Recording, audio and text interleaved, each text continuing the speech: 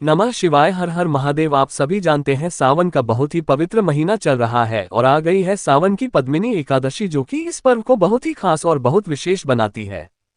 ये वीडियो खासकर है आमिर बनने के लिए। अगर आप भी घर में धन संपदा की बहुत कमी है, माता लक्ष्मी का वास आपके घर में नहीं होता, या फिर आप कर्ज में डूबे जा रहे हैं, आप हमेशा कर्ज में ही रहते हैं, तो ये वीडियो आपके लिए है। पूज्य गुरु जी की कथा उनके बहुत अच्छे से बताऊंगा। बस आपको ये दीपक जलाने वाला उपाय करना होगा और आपके घर में हमेशा धन संपदा बनी रहेंगी। जो भी कर्ज की समस्या होगी वो खत्म हो जाएगी। कैसे करना है, लेकिन उससे पहले बता दो, इस पूरी में हम लोग 3 बहुत ही प्यारे से उपाय की बात करेंगे, जो कि आपके लिए और आपके पूरे परिवार के लिए बहुत अच्छे होंगे।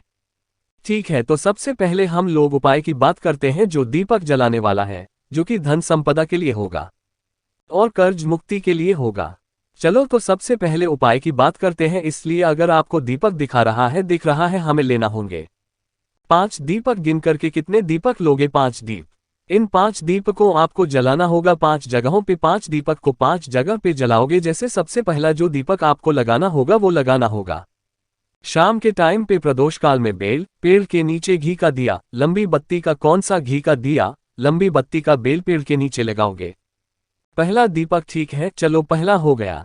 दूसरा दीपक आपको लगाना होगा पीपल पेड़ के नीचे। कब लगाओगे? पीपल पेड़ के नीचे शाम के टाइम पे प्रदोष काल में लगाओगे दूसरा दीपक। और ये दूसरा दीपक जो लगाओगे ये आपको लगाना होगा घी का दिया गोल बत्ती का। लंबी बत्ती का पीपल पेड़ के नीचे नहीं लगता है, इसलिए गोल बत्ती का दिया लगाएंगे घी का। ठीक है, दूसरा दीपक हो गया। तीसरे दीपक की बात करते हैं। वो लगाना होगा आपको वृक्ष के नीचे, यानी कि बरगद पेड़ के नीचे समय दिया लगाओगे, यानी कि घी का दिया गोल बत्ती का लगाना होगा बट ब्रिज के नीचे। ये हो गया तीसरा दीपक। ठीक है, जो चौथा दीपक आपको लगाना होगा, ये मैंने गलती से यहाँ पर लगा दिया, वो लगाना होगा आपको आंवले के पेड़ के नीचे। ये आंवला नहीं है, ये बेर है। अपनी गलती से फोटो लगा दिया। आंवले पेड़ के नीचे लगाओगे और जो आंवले पेड़ के नीचे दीपक लगाओगे वो घी का दिया। लंबी बत्ती का कभी भी आंवले पेड़ के नीचे गोल बत्ती का दिया नहीं लगता। हमेशा प्रमाण माना गया है कि आंवले के पेड़ के नीचे लंबी बत्ती का ही दिया लगाना है। ठीक है, 4 दीपक हो गए। और जो 5वां दीपक लगाओगे आप अपने घर के चौखट पे लगाओगे। कहाँ पे? आप अपने घर की चौखट पे। ये उपाय बिल्कुल डिफरेंट है। एक उपाय कल गुरु जी ने मैनपुरी की कथा में बताया था, ये उपाय दूसरा है। वो उपाय दूसरा था, ठीक है। दोनों उपायों में कंफ्यूज नहीं होना है, इस चीज का विशेष ध्यान रखिएगा। ये उपाय बिल्कुल डिफरेंट है। उस उपाय से ये 5वां दीपक कहाँ लगाओगे? अपने घर के बाहर। अब घर के बाहर जो दीपक लगाओगे चौखट पे, वो लगाओगे घी का दिया लंबी बत्ती का। घर के बाहर भी आपको गोलबंदी का दिया नहीं लगाना है, लंबी बत्ती का दिया लगाना है, क्योंकि लंबी बत्ती का जी दिया जब हम लगाते हैं तो वो होता है माता लक्ष्मी के लिए, और जब लंबा होगा दिया तो माता लक्ष्मी की लंबाई भी क्या होगी? आपकी लंबी होगी। ठीक है, समझ में एक के बाद मेरी। तो इन 5 जगहों पर दीपक लगाना स्टार्ट कर दो। कब लगाना है? किसी विशेष दिन, जैसे सावन की अष्टमी तिथि आ जाए, एकादशी आ जाए, शिवरात्रि आ जाए, उस दिन इन 5 दीपक को लगाना स्टार्ट करो। इन 5 जगहों पे आपके घर में हमेशा धन संपदा बनी रहेंगी। कभी भी माता लक्ष्मी की कमी आपके घर में हो ही नहीं सकती। करके देख लीजिएगा और कर्ज वगैरह की समस्या तो हमेशा के लिए खत्म हो ही जाएगी।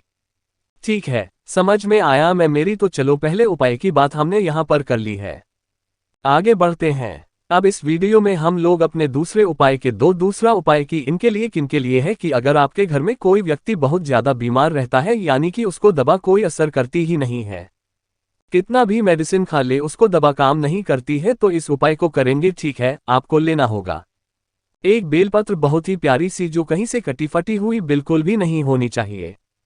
ठीक है, ले लिया। साथ ही साथ लेना होगा एक तांबे का लोटा, और इस लोटे में जल कहाँ से भरोगे? अपने घर से, कई बार आपको बता चुका हूं। ठीक है, जल भर लिया और उसके बाद लेकर चले जाओगे उस कलश को महादेव के शिवलिंग के पास। इस उपाय को घर पे नहीं कर सकते, सिर्फ और सिर्फ आपको मंदिर में ही करना है। ठीक है, फेस रखना उत्तर दिशा, यानी कि नॉर्थ डायरेक्शन। जो एक बेलपत्र है आपके पास में ना, उस एक बेलपत्र को महादेव के शिवलिंग के ठीक ऊपर समर्पित करोगे। श्री शिवाय नमस्तुभ्यम का ध्यान करते हुए, और जो एक लोटा जल आप अपने पास से घर से लेके आए हो वो यहीं पे समर्पित करना। सारा उपाय अब यहीं से स्टार्ट होता है। तो जल समर्पित करोगे, जल बहता हुआ ये जलाधारी से नीचे गिरेगा ना। इस जल को यहां से रोक लेना। ठीक है, रोक लिया। रोकने के बाद क्या करेंगे? इस बेलपत्र को भी यहां से क्या करेंगे? उठा लेंगे और उठाने के बाद जो व्यक्ति अगर मंदिर में आकर के वो बीमार व्यक्ति खुद उपाय को कर लेता है तो वहीं पर मंदिर के चौखट पे ही खड़े होकर के उस जल का आचमन कर लेना जो महादेव की शिवलिंग से रोका या आपने, और आपको वही बेलपत्र खाना होगा। लेकिन यहाँ पर एक नाम आपको बोलना होगा महादेव का। वो कौन सा नाम है? मणिभद्र के नाम से वो महादेव का नाम नहीं है। आपको नाम बोलना होगा। किसका नाम? मणिभद्र के नाम से सबसे पहले उस जल का आचमन करना है और वो जो एक बेलपत्र आपने महादेव की शिवलिंग से उठा रखी है उस एक बेलपत्र को तोड़फोड़ करके आपको वहीं पर खा लेना होगा। मणिभद्र के नाम से खोगे भैया जो हम खाते हैं वो हमारे मुंह में छाले निकल आते हैं। अगर ऐसे सिचुएशन है तो उस बेलपत्र को ले जाओ, घर में सूखा लो। सूखने के बाद जब वो सूख जाए, बिल्कुल एकदम खड़ा हो जाए ना, उसको किसी चीज में 30 लोगों और पीसने के बाद उसका पाउडर बना लो और उसके बाद हल्का हल्का के खाना स्टार्ट करो। मणिभद्र के नाम से जो भी बीमारियां होंगी आपकी खत्म होगी। लेकिन अगर उस व्यक्ति को खुद उपाय नहीं कर सकता तो सेम प्रोसेस आप ले जाओगे, अपने घर पर भी उस वक्त से कराओगे। मणिभद्र के नाम से समझ में ये क्या बात मेरी? तो दूसरे उपाय को करिएगा मणिभद्र के नाम से और उसकी जो भी बीमारियां होंगी वो धीरे धीरे करके खत्म जरूर हो जाएंगे। ठीक है, चलो 2 उपाय की बात हो गई है, आगे बढ़ते हैं। अब इस वीडियो में हम लोग अपने तीसरे उपायों की तरफ। तीसरा उपाय जब भी अष्टमी तिथि या फिर जब भी नवमी तिथि आती है मैं आपको जरूर बताता हूं, क्योंकि कर्ज मुक्ति के लिए, कर्ज को खत्म करने के लिए ना इससे सुंदर उपाय हो ही नहीं सकता। मैं आपसे बता रहा हूं बहुत इफेक्टिव उपाय। देखो क्या करना होगा, आपको लेना होगा इस तरीके से बेल का फल। ठीक है, लेकिन अब बेल का फल लेने से पहले एक छोटा सा काम कर दो और वो कर दो वीडियो को लाइक, और जितने भी भाई बहन अचानक से चैनल पे आए ना जल्दी से चैनल को सब्सक्राइब कर दीजिएगा। ठीक है, अब बेल का फल तो ले लिया, तो बेल के फल को आप फाड़ लेना, काट लेना, और काटने के बाद जिसके अंदर का जो गूदा आएगा ना, जो मतलब निकलता है ना गूदा निकलता है, उस बूढ़े को सुखा लेना। लेकिन कहा कि भैया आज के टाइम पे हमें बेल का फल नहीं मिलता, हम लोग परेशान रहते हैं, क्या करें? तो आपको मार्केट में इस तरीके से सूखा बेल आसानी से इजली अवेलेबल हो जाएगा, ले लेना। ठीक है, और लेने के बाद इस सूखे बेल के 9 टुकड़े करोगे। कितने टुकड़े करोगे? 9 टुकड़े कर लेना, गिनकर के एक भी काम, एक भी ज्यादा नहीं, 9 टुकड़े करना। ठीक है, 9 टुकड़े करने के साथ साथ हमें लेना होगा इस तरीके से सफेद, कौन सा व्हाइट आपको दिल लेना है, काला तिल ले, सफेद दिल लेना। अब इन सभी चीजों के साथ आपको करना होगा हम अब हवन करने का यहाँ एक प्रोसेस है, एक नियम है।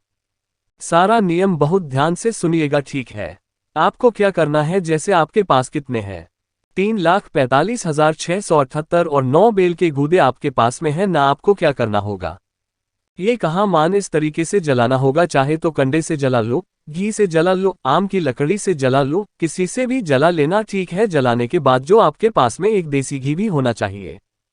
कौन सा देसी घी भी होना चाहिए?